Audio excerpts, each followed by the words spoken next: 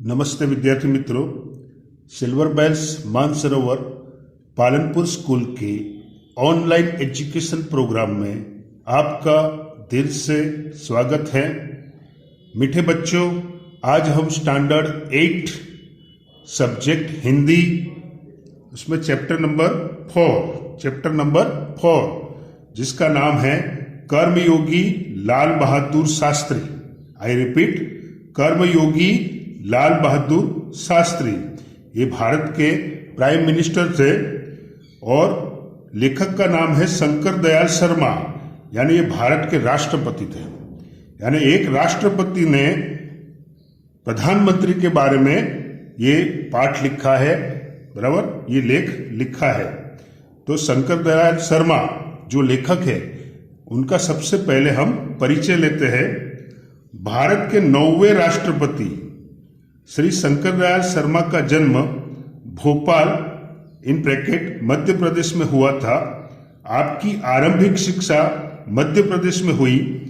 आगे की पढ़ाई आपने क्रमशः आगरा, इलाहाबाद तथा लखनऊ विश्वविद्यालय में की तथा एमए, एलएलबी की उपाधियां प्राप्त की। बाद में कैम्ब्रिज विश्वविद्यालय से पीएचडी की उपाधि अर्जित की और वहीं पर 1 वर्ष तक प्रवक्ता रहे। तत्पश्चात भारत लौटकर आप राजनीति में सक्रिय हुए। विधायक और सांसद के रूप में आरंभ हुई आपकी राजनीतिक यात्रा। राज्यपाल, उपराष्ट्रपति और राष्ट्रपति के सर्वोच्च पद पर जाकर समाप्त हुई। हिंदी और अंग्रेजी दोनों भाषाओं में आपने अनेक पुस्तकें लिखी, जिनमें से कुछ इस प्रकार है: देशमणि, हमारे पथ प्रदर्शक, प्रतिष्ठित भारतीय तथा हमारे चिंतन की मूलधारा। तो विद्यार्थी मित्रों, भारत के राष्ट्रपति, 9वें राष्ट्रपति, यहाँ पर उनका फोटो दिया है। ये शंकर दयाल शर्मा जी का फोटो है। ये भारत के राष्ट्रपति थे, 9वें राष्ट्रपति। उन्होंने प्रस्तुत इकाई लिखी है किसके बारे में? कर्मयोगी लाल बहादुर शास्त्री के बारे में। तो कर्मयोगी लाल बहादुर शास्त्री रेखा चित्र में लेखक शास्त्री जी के व्यक्तित्व का विश्लेषण करते हुए यह निष्कर्ष पर प्रस्तुत करते हैं कि अपनी कर्मठता के गुण के कारण लाल बहादुर शास्त्री एक अति सामान्य परिवार से उठकर देश के प्रधानमंत्री पद तक पहुंचे। वे कर्म को ही ईश्वर मानते थे। ये खास ध्यान रखना है आपको। लाल बहादुर शास्त्री जो थे वो इतने महान बने, लेकिन उनका एक सिद्धांत था। कौन सा? वे कर्म को ही ईश्वर मानते थे। कर्म के प्रति अटल आस्था माने श्रद्धा, विश्वास एवं संपूर्ण समर्पण उनके जीवन विकास का मूलाधार था। इस इकाई में, प्रस्तुत इकाई में समाविष्ट मूल्य आपको क्या सीखना है? तो समर्पण भावना, कर्तव्य निष्ठा, कर्मठता और सेवा। ये जो लाल बहादुर शास्त्री में ये जो मूल्य थे, ये जो गुण थे, समर्पण भावना, कर्तव्य निष्ठा, कर्मठता और सेवा, आपको अपने लाइफ में अप्लाई करना है। और विद्यार्थी मित्रों, open your text book, see the page number 19। बाल मित्रों, लाल बहादुर शास्त्री भारत के लोकप्रिय नेता थे। जवाहरलाल नेहरू की मृत्यु के बाद वे स्वतंत्र भारत के दूसरे प्रधानमंत्री बने। इस पद पर वे केवल 19 महीने रहे। इस दरमियान देश कठिन परीक्षा की घड़ी से गुजरा। पाकिस्तान ने भारत पर आक्रमण कर दिया। भारतीय सेनाओं ने उसका मुंहतोड़ उत्तर दिया। सारी दुनिया ने शास्त्री जी के नेतृत्व का लोहा माना। इस पाठ में लेखक ने कर्म को ही ईश्वर मानने वाले शास्त्री जी के व्यक्तित्व का सुंदर विश्लेषण किया है। तो बाल मित्रों, open your text book, page number 19। पहले तो ये फोटोग्राफ आप देखो। ये जो फोटोग्राफ है वो लाल बहादुर शास्त्री का है। ये महान व्यक्ति है जिनका नाम है लाल बहादुर शास्त्री। तो शास्त्री जी के जीवन से हमें बहुत कुछ सीखना है। तो स्टार्ट करते हैं। शास्त्री जी के नाम के साथ कर्मयोगी विशेषण जोड़ना बिल्कुल उपयुक्त है। कर्मयोगी यानी कर्म को ही ईश्वर मानना, या फिर हम इंग्लिश में ऐसा भी कह सकते हैं वर्क इज वर्शिप, कर्म ही पूजा है। तो जिंदगी के अंदर अगर आपको सक्सेस होना है, सफलता प्राप्त करनी है, तो वर्क इज वर्शिप, कर्म को ईश्वर मानना है, कर्म को पूजा मानना है, तभी आप सक्सेस हो पाओगे। तो ये कर्मयोगी थे कौन? लाल बहादुर शास्त्री। क्योंकि मुझे तो उनका सारा जीवन ही कर्म से भरा हुआ मालूम पड़ता है। शास्त्री जी सामान्य परिवार से ऊपर उठकर देश के प्रधानमंत्री के जिस महत्वपूर्ण पद तक पहुंचे, उसका रहस्य उनके कर्मयोगी होने में छिपा हुआ है। वो कर्मयोगी थे तो सामान्य परिवार से लेकर वो भारत के प्रधानमंत्री बने। भारत के प्रधानमंत्री मतलब प्राइम मिनिस्टर बने। तो उनका जो सक्सेस है उसका सीक्रेट क्या है, उसका रहस्य क्या है? तो वो कर्मयोगी थे। तो आपको भी अगर सक्सेस होना है तो आपको भी क्या बनना पड़ेगा? कर्मयोगी, यानी कर्म को ही ईश्वर मानना है, कर्म को ही पूजा मानना है। Work is worship. वे उन लोगों में भी नहीं थे जो भाग्य पर भरोसा करके बैठे रहते हैं। यानी कुछ लोग किस्मत पर भरोसा करते हैं, ऐसे लोगों में वो नहीं थे और अचानक कभी सफलता मिल जाती है। बल्कि वे उन लोगों में से थे जिनको अपनी हथेली की लकीरों के बजाय अपने चिंतन और कर्म की शक्ति पर अधिक भरोसा होता है और वे क्रमशः अपने जीवन का रास्ता बनाते हुए आगे बढ़ते हैं। यानी शास्त्री जी नसीब को नहीं मानते थे, वो मेहनत को मानते थे, अपने चिंतन और कर्म करने की शक्ति के ऊपर ध्यान देते थे, परिश्रम पर ध्यान देते थे। और जो व्यक्ति परिश्रम करता है वो सक्सेस को प्राप्त करता है। अभी आप पढ़ रहे हो तो आपको भी क्या करना चाहिए? परिश्रम करना चाहिए। अगर आप परिश्रम करोगे तो सक्सेस को प्राप्त कर सकते हो। शास्त्री जी के लिए कर्म ही ईश्वर था, यानी कर्म ही ईश्वर था, ये आपको खास याद रखना है। कर्म ही पूजा थी, कर्म ही ईश्वर था, वर्क इज वर्शिप। और इसके प्रति बिना किसी फल की आशा किए संपूर्ण भाव से समर्पित रहते थे। यानी गीता में भगवान कृष्ण ने कहा है, कर्मण्ये भाधिकारस्तु मां फलेषु कदाचन। हे इंसान, तुझे कर्म करना है, फल की आशा नहीं रखना है। ये भगवत गीता में कहा गया है। तो बिना फल की आशा किए हुए वो कर्म करते थे, निष्काम भाव से कर्म करते थे। यहां तक कि जब भी उन्हें फल की प्राप्ति के अवसर मिले तब भी उन्होंने उस ओर हमेशा उपेक्षित दृष्टि से देखा। मतलब जब भी उनको फल मिल रहा था तब भी उन्होंने उस पर ज्यादा ध्यान नहीं दिया। ज्यादा ध्यान किस पर दिया? ज्यादा अटेंशन किस पर दिया? कर्म करने में। फल पर ज्यादा ध्यान नहीं दिया। ये भगवत गीता में कृष्ण भगवान ने कहा है, उसी सिद्धांत को वो अनुकरण करते थे। उनका जीवन दर्शन गीता के निष्काम कर्मयोगी का प्रतिरूप था। गीता माने भगवत गीता। तो भगवत गीता में जो निष्काम कर्मयोगी है, निष्काम मतलब जो फल की अपेक्षा के बिना कर्म करता है, उसको निष्काम कर्मयोगी कहते हैं। इसीलिए मैं समझता हूं कि उन्हें केवल कर्मयोगी के बजाय निष्काम कर्मयोगी कहना कहीं अधिक उपयुक्त होगा। यानी भारत के राष्ट्रपति शंकर दयाल शर्मा, जिन्होंने ये रेखा चित्र लिखा है, ये इकाई लिखी है, इस इकाई में उन्होंने कहा है उनको खाली कर्मयोगी नहीं कहना चाहिए, निष्काम कर्मयोगी कहना चाहिए। निष्काम कर्मयोगी मतलब बिना फल की अपेक्षा काम करने वाला व्यक्ति।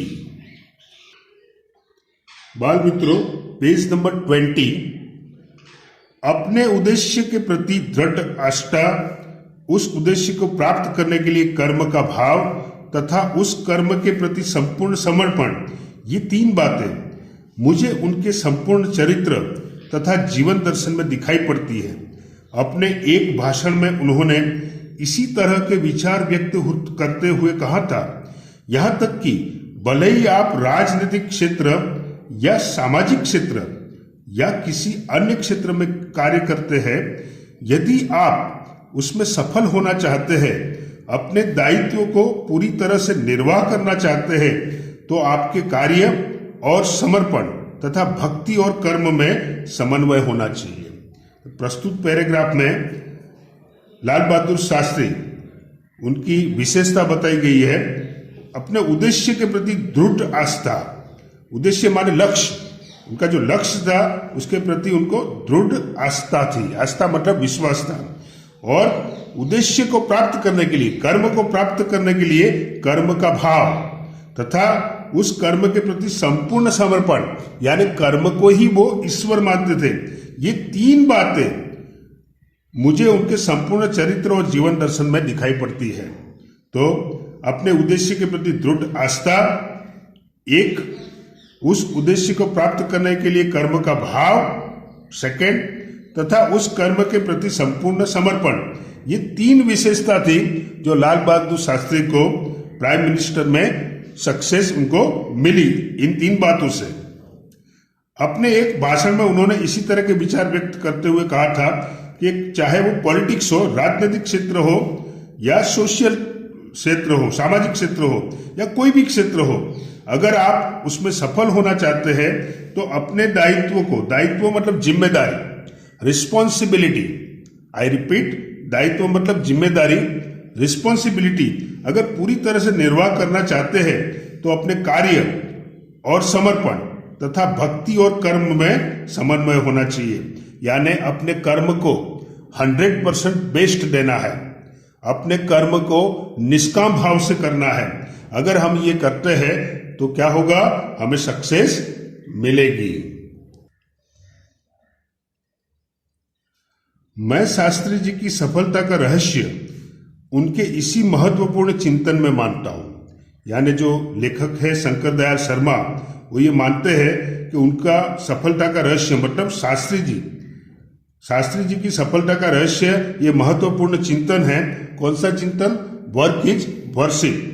साथ ही यह भी मानता हूं कि किसी भी व्यक्ति, समाज और देश के विकास का रहस्य इसी भक्ति और कर्म के सिद्धांत में निहित है। निहित मतलब भीतर है।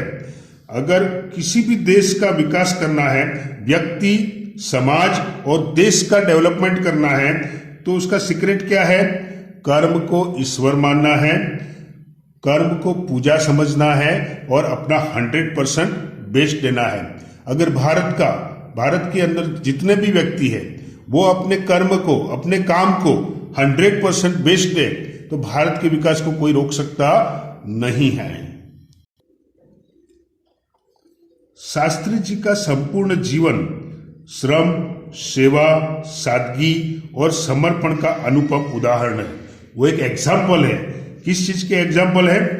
श्रम, सेवा, सादगी और समर्पण के वो एग्जाम्पल है। उनसे हमको ये सीखना चाहिए। उनके ये गुण केवल उनके कार्यों और विचारों में ही अभिव्यक्ति नहीं पाते थे, बल्कि उनको देखने से ही इन सभी भावों का एहसास हो जाता था। उनके अपने व्यक्तित्व में विचारों का अनोखा समन्वय था। वे जो कुछ कहते थे वही करते थे, यानी जो बोलते थे वही करते थे। हमने समाज में ऐसे बहुत सारे व्यक्ति देखे जो बोलते कुछ और है, करते कुछ और है। ये जो लाल बहादुर शास्त्री थे, वो जो कुछ कहते थे वही करते थे। जो कुछ भी करते थे वह एकमात्र राष्ट्र लाभ की भावना से प्रेरित होकर करते थे। यानी जो कुछ भी वो काम करते थे वो राष्ट्र लाभ मतलब देश हित के लिए ही वो काम करते थे। उसके अलावा वो कुछ भी अपने हित के लिए वो सोचते नहीं थे। मतलब लाल बहादुर शास्त्री स्वार्थी नहीं थे। अपने हित की वजह वो देश हित के बारे में सोचते थे। मुझे लगता है कि वह उनके चरित्र की एक बहुत बड़ी विशेषता थी, जिनके कारण देशवासी उन पर इतना अधिक विश्वास करते थे और उन्हें चाहते भी थे।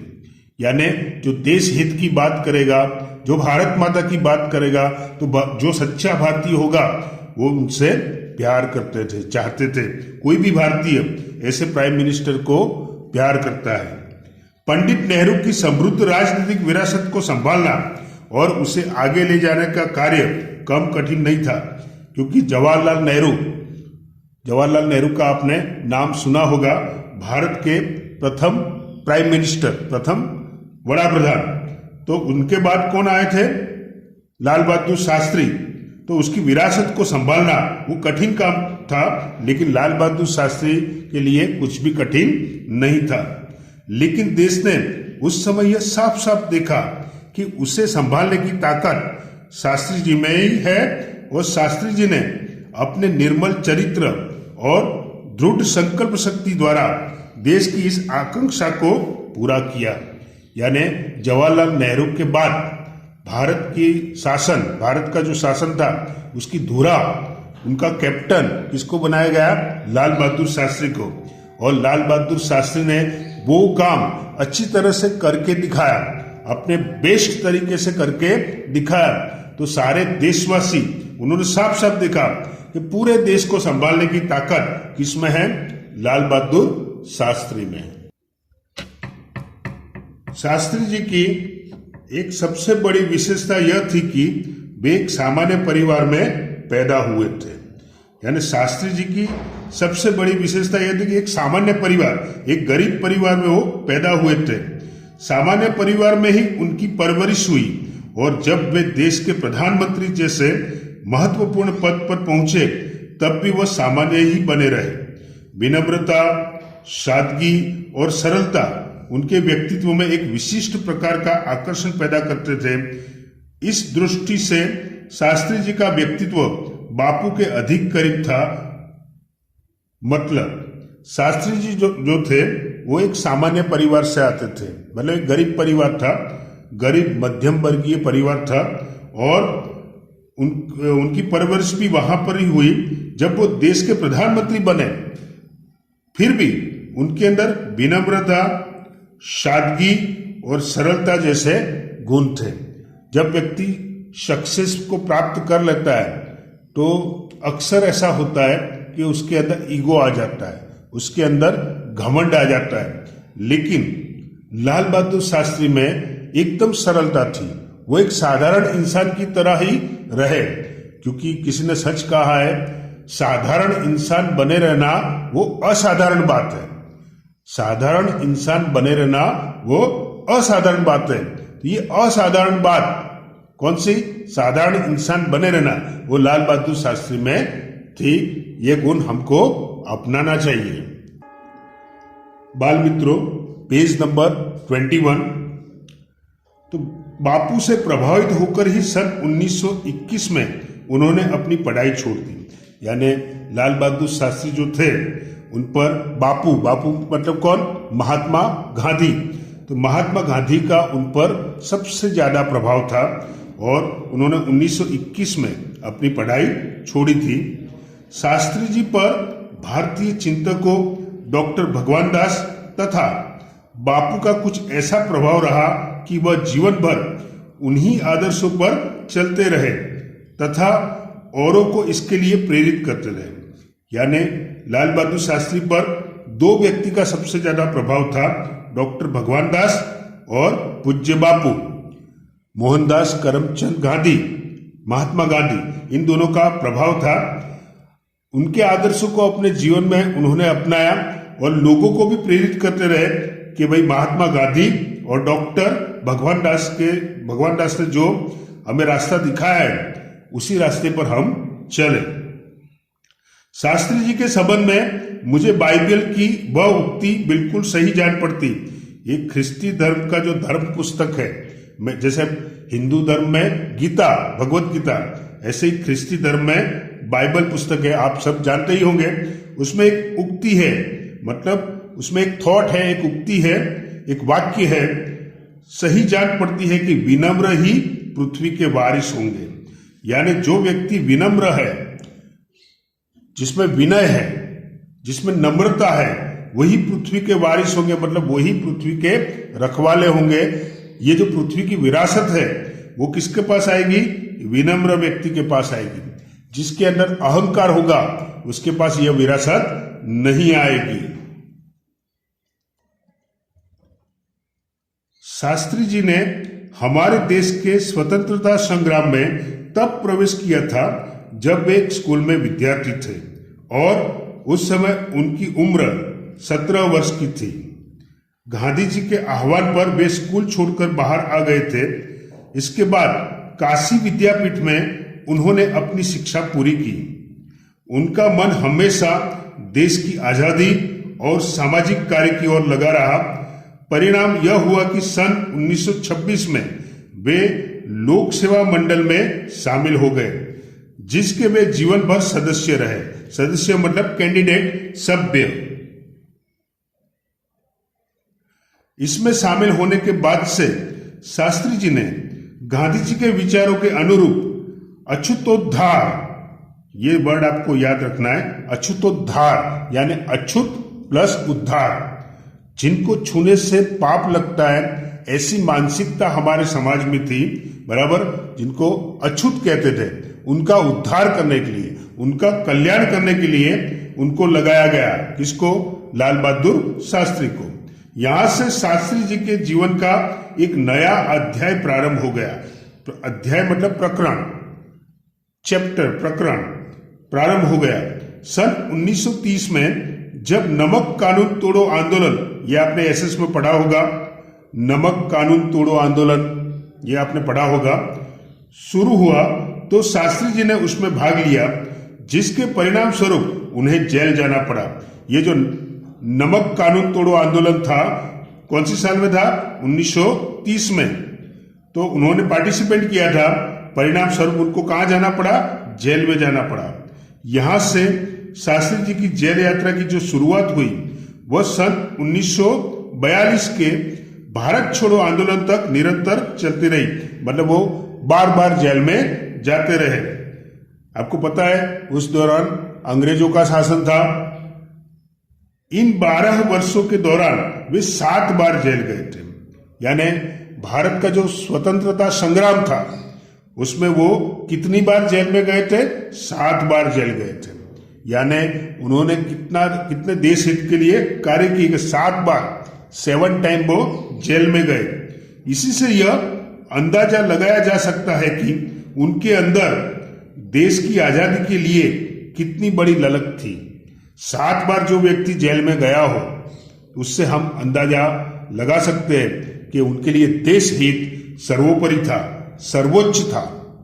दूसरी जेल यात्रा उन्हें सन 1932 में किसान आंदोलन में भाग लेने के लिए करनी पड़ी। सन 1942 की उनकी जेल यात्रा 3 वर्ष की थी, जो सबसे लंबी जेल यात्रा थी। उनकी सबसे लंबी जेल यात्रा थी 1942 में। कितने साल की थी? 3 साल की थी। तो विद्यार्थी मित्रों, पार्ट 1 जो लाल बहादुर शास्त्री इकाई है, उसका पार्ट 1 हम यहां तक रखते हैं। फिर वापस पार्ट 2 में मुलाकात करेंगे। थैंक यू, आभार, धन्यवाद।